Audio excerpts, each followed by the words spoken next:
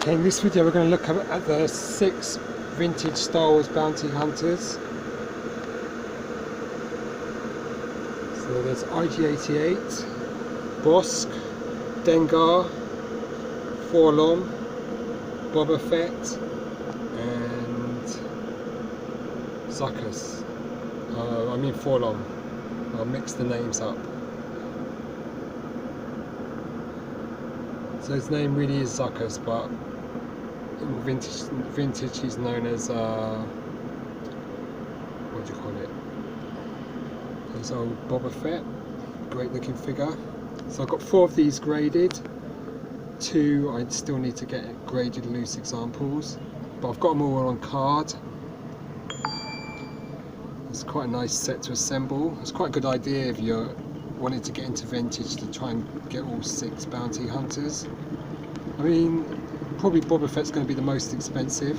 If you're looking for the most basic common versions, then it shouldn't be too expensive to get. So we have IG-88, he's UKG graded. Dengar, UKG graded. Boba Fett, UKG graded, and Forlom is AFA graded U85. So it's a nice set to assemble. As it's only 6 figures in the set, it's quite an easy set to put together. And they're pretty common because actually 4 of them were mail-aways. The Boba Fett obviously was the first mail-away. Obviously touted with it the fact that it was going to be rocket firing, but they decided not to do that. The Forlom, he was a mail-away on the 47 backs in the USA, but also I think it was a mail-away in the UK as well. Dengar was a mail-away. So I've got my vintage Dengar here. This is how I got this figure, definitely a mail-away. So this is a Palatoy mail-away. So there's Dengar. IG-88 wasn't a mail-away, but he shouldn't be too hard to track down. Bossk was a mail-away in the US, certainly. So if you're just looking for Hong Kong variants of these figures, I mean, they're going to be the most common and they should be easy to find. Zuckuss wasn't a mail-away, so 4 of these figures were mail-aways. Most desired obviously is Boba Fett. Main variations of that are the tri-logo variant. Any foreign variants, like if there's a PvP or a Lily Ledy as well, because that sometimes comes with a loose rocket. That is a highly sought variant. So, but if you're going for the Hong Kong, you should be able to pick him up loose with the weapon. For not too, it shouldn't break the bank really. Dengar, this is the tri-logo variant, so he's got darker armour than my Hong Kong variant there. So the Hong Kong should be easy to find. Comes with that long rifle. This one's got really pale face, so he'd be easy to find because he was a mail-away as well. But Boba Fett's getting pricey these days, especially graded. The unpainted knee variant, that's the tri-logo variation, that's pretty tough to find.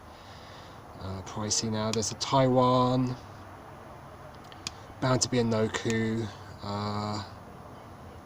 PvP most likely, POC maybe, definitely the Lily Ledy is probably the most desired. Taiwan as well. This one's a Hong Kong, even the Hong Kong's pretty pricey.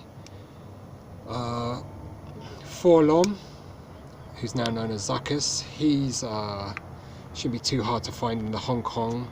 I mean, the thing with him is because he's got a really lovely leathery looking jacket, coat and a piece of armour, you know, and the weapon's pretty unique to this figure, so it's, you know, to find him complete will be a bit of a slight challenge, but he was a mail-away, so that should mean there's quite a lot of them out there.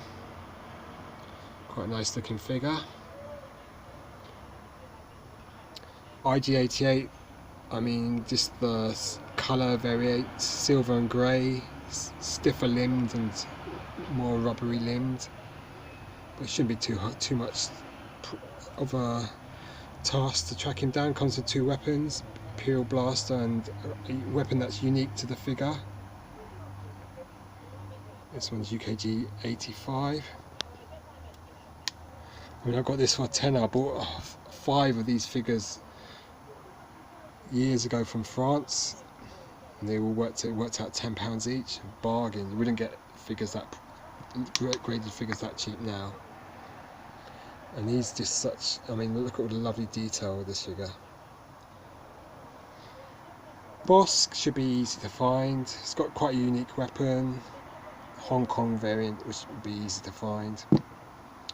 Zuckuss the same. It's got again a quite unique weapon. I mean, it's not Zuckuss, it's it is Zuckuss, isn't it? So it shouldn't be too hard to track down.